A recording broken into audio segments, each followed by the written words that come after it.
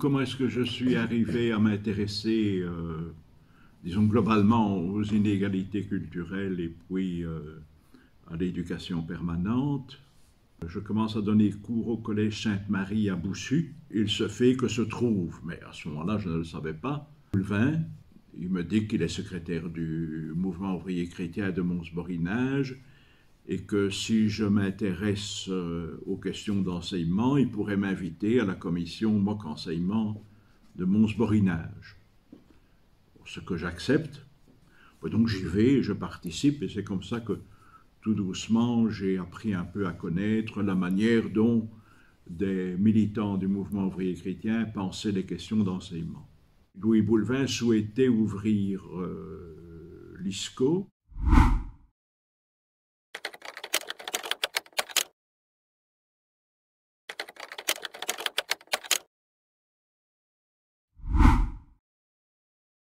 Et donc, il me présente à Max Vastin et il dit qu'il faudrait que Georges puisse donner cours. Max Vastin fait exceptionnellement une exception. Je suis nommé professeur, je crois, de méthode. Et puis, il se fait que, de fil en aiguille, je suis amené, tout en restant toujours à la commission mock de Mons, en ayant l'ISCO. Max Vastin me demande de donner une leçon à la Semaine sociale wallonne 1970 de Cointe sur le classe social, le système d'enseignement. À ce moment-là, je ne peux pas dire que moi, je suis concerné par le problème du décret. Je suis en train de faire ma thèse, je donne toujours cours à l'ISCO. Globalement, je m'intéressais à ces questions de culture, des inégalités dans la culture et des classes sociales, etc. Comment les choses se sont faites pour que je m'intéresse au décret. Et donc, je cherche du travail.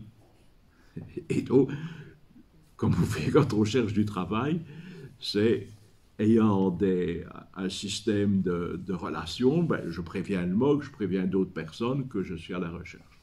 Et Arnold me dit, ben, j'ai appris que Gérard Depré, qui était conseiller au cabinet de la culture chez Henri-François Vanal, avec comme chef de cabinet Jean-Louis Luxan, va quitter le cabinet. Est-ce que ça t'intéresserait? Parce que nous, on est demandeurs d'essayer de surpasser les problèmes de la non-exécution totale de l'arrêté de 1971 qui donnait des premiers subsides permanents, et on voudrait bien arriver à faire un nouveau décret.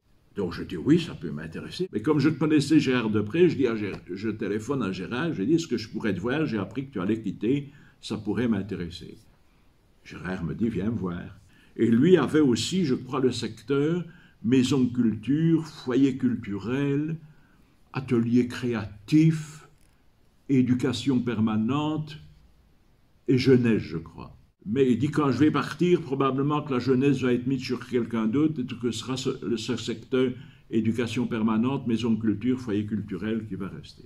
Mais il dit il faudrait que tu rencontres Jean-Louis Luxan, qui était chef de cabinet de Vanal pour la partie non sportive. Donc je rencontre Jean-Louis Luxan et Jean-Louis Luxan, oui, ça va, tu peux convenir, je vais te présenter à Vanal. Ça s'est plus ou moins bien passé à cause de deux faits, je crois. La première, c'est que je lui ai répondu assez clairement sur le fait que je venais et que par ailleurs j'avais une liaison au MOC et que l'objectif premier était bien d'essayer de faire les choses. Donc je crois que lui a perçu que j'avais une mission qui ne dépendait pas uniquement de lui, la première chose. Et puis la deuxième, pour des questions de revenus, je voulais être conseiller. Et je crois que lui n'aurait pas souhaité me prendre comme conseiller. Il n'y avait pas seulement un problème pour moi de revenus, il y avait un problème aussi de poids dans le cabinet. Hein? Donc là, évidemment, je n'étais pas né de la dernière pluie, je connaissais quand même un peu les choses. Et Luxan m'avait dit, non, il faut à tout prix que tu sois conseiller, parce que sinon, tu ne seras pas dans les grosses réunions de cabinet, etc.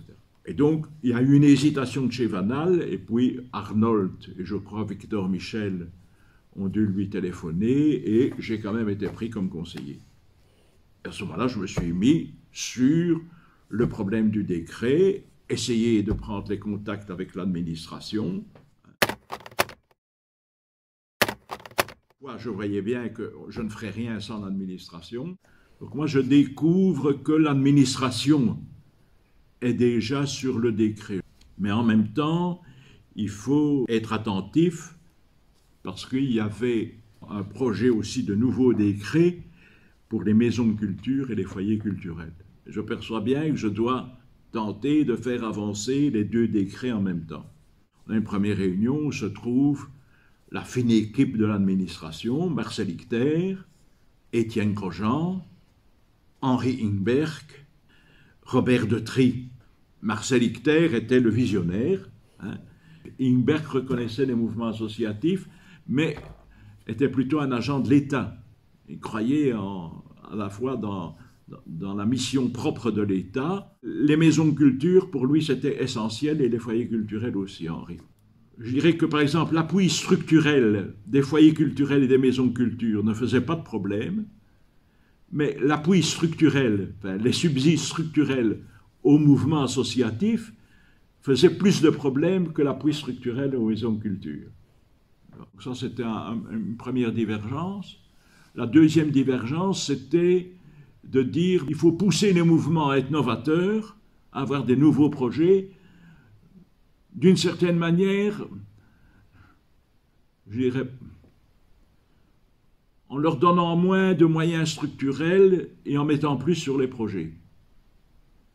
Un peu la façon dont, je pense, ils pensaient en partie les maisons de culture et les foyers culturels qui, eux, travaillaient plus sur projet. Alors moi, j'étais tout le temps en négociation avec Grosjean, qui avait quand même une grosse personnalité, Ingberg et Detry, et avec les inspecteurs de la culture, parce que les inspecteurs de la culture se répartissaient entre les inspecteurs socialistes et les inspecteurs démo-chrétiens. Donc c'est une bonne administration qui fait bien son boulot, mais qui a son propre projet politique de développement culturel, d'éducation permanente. D'où vient le décret? Pourquoi est-ce que le mouvement ouvrier et le mouvement socialiste étaient pour ce décret? C'était l'époque où Marcel Icter prônait la notion de démocratie culturelle.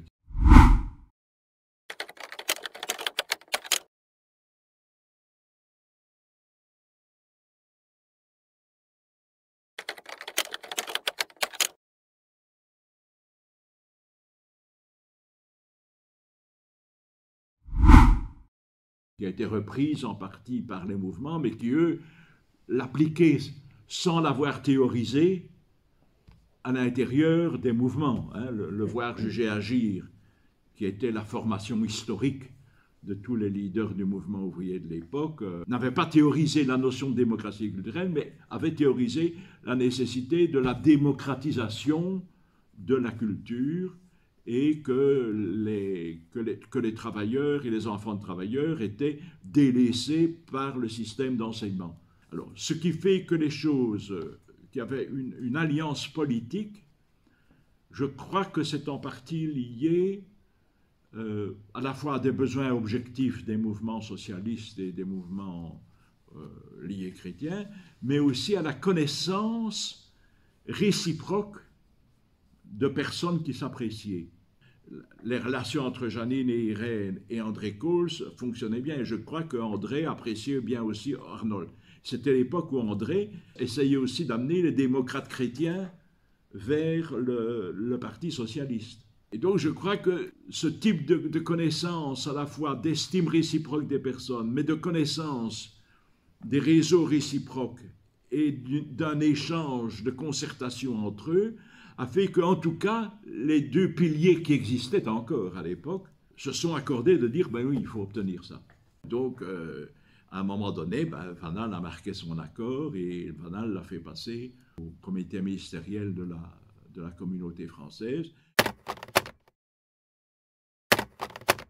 Je ne vais pas avoir le décret, il faut encore avoir des arrêtés d'application, la mise en place des organes consultatifs et les budgets. Donc en fait, le problème est, une fois que le décret est voté, on croit que c'est fini, non, ça commence. C'est l'administration qui rédige les arrêtés. La seule chose que moi je veillais, c'était qu'il y ait bien dans l'arrêté des subsides spécifiques, chapitre 1 et chapitre 2. D'abord une base générale, peu importe le chapitre dans lequel on est, pour essayer de maintenir une cohésion d'ensemble. Et deuxièmement, essayer de faire en sorte que ce qui est dans le décret se retrouve dans l'arrêté. Deuxième, c'est tenter de lier dans l'arrêté, de lier ça à des barèmes existants. Maintenant, tout va dépendre du montant budgétaire qu'on va y affecter. Et puis, est-ce qu'on va pouvoir l'indexer? Donc tout ça.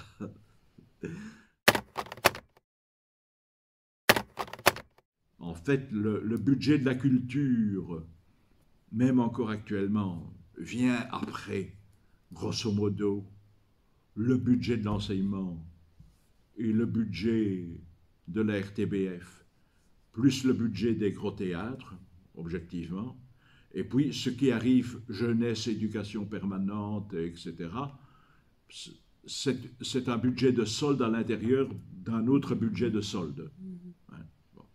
La question budgétaire a toujours été un problème et a failli souvent mettre d'énormes tensions entre plusieurs mouvements et à l'intérieur de chaque pilier aussi. Parce que les mouvements éducatifs trouvaient qu'étant donné la relative rareté budgétaire, il valait mieux le concentrer sur équipe populaire, vie féminine, Joc n'était pas éducation permanente, et MOC.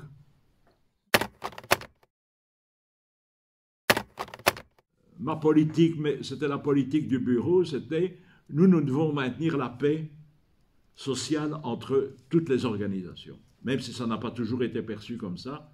La même chose vis-à-vis des mouvements de jeunesse. On essayait souvent d'avoir des contacts avec les jeunes pour dire ne nous battons pas sur un budget qui est déjà rare, quoi. Essayons de trouver des accords d'ensemble. On avait plus des problèmes quand il y avait des nouvelles naissances qui préfiguraient un développement. Donc, par exemple, est-ce que tous les mouvements environnementaux, on devait les reconnaître dans l'éducation permanente? Ça, c'est des questions qui se sont posées à un moment donné. Alors, on a commencé à regarder des dossiers, puis à un moment donné, on s'est dit, oui, c'est un enjeu, donc on a commencé à reconnaître. Parce qu'en fait, la définition de l'éducation permanente, c'est à la fois un aspect de critique sociale, mais c'est un aspect aussi de participation et de prise de responsabilité. Ça n'est pas l'éducation permanente, selon le décret, n'est pas un mouvement de pure contestation. C'est un mouvement qui à la fois peut être critique et puis ça doit être un mouvement de prise de responsabilité dans la société.